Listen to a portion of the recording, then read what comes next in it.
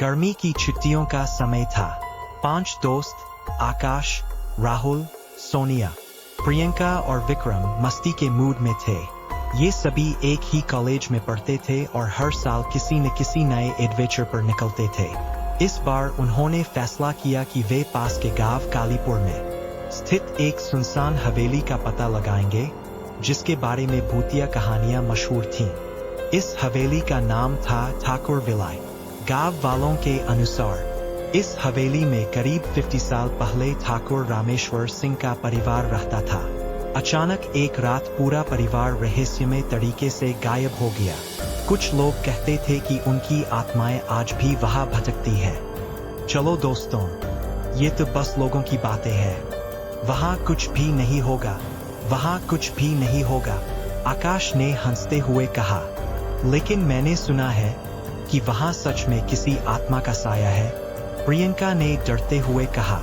डरपोक मत बनो प्रियंका, ये सिर्फ कहानियां हैं, विक्रम ने मजाक उड़ाते हुए कहा।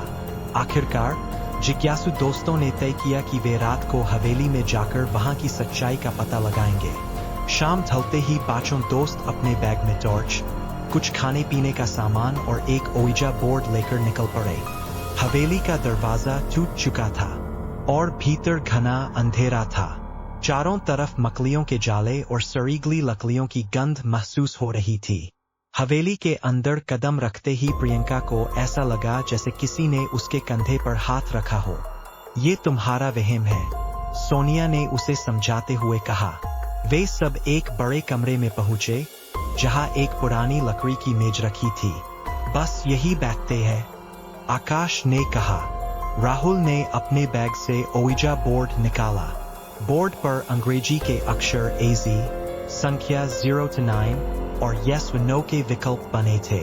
साथ में एक छोटा कांच का टुकड़ा था जिसे प्लेचेट कहते हैं। क्या तुम सब तैयार हो? विक्रम ने पूछा। सभी ने कांपते हाथों से प्लेचेट पर उंगलियां रखीं। अगर यहाँ कोई आत्मा है तो हमें संकेत दो, आकाश ने गहरी आवाज में कहा। कुछ देर तक कुछ नहीं हुआ। तभी अचानक प्लेचेट अपने आप हिलने लगा। सोनिया घबरा गई। ये कैसे हो सकता है? आकाश ने पूछा। तुम कौन हो? प्लेचेट फिर से हिलने लगा। R ठाकुर रामेश्वर, प्रियंका ने कांपती आवाज में कहा। अचानक खिड़की का कांच जोर से चटकने लगा। हवेली की दरोदीवार से अजीब सी आवाजें आने लगी। हमसे क्या चाहते हो? राहुल ने पूछा। प्लेचेट तेजी से घुमा। आत्मा ने बोर्ड के जरिए खुलासा किया कि ठाकुर रामेश्वर का खजाना हवेली के तहखाने में छुपा है, लेकिन उस खजाने पर एक अभिशाप है। जिस किसी ने भी उसे पाने की कोशिश की, उसकी दर्दनाक मौत हो गई।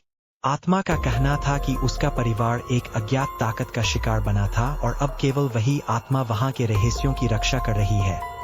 हमें यहां से निकलना चाहिए, सोनिया घबराकर बोली।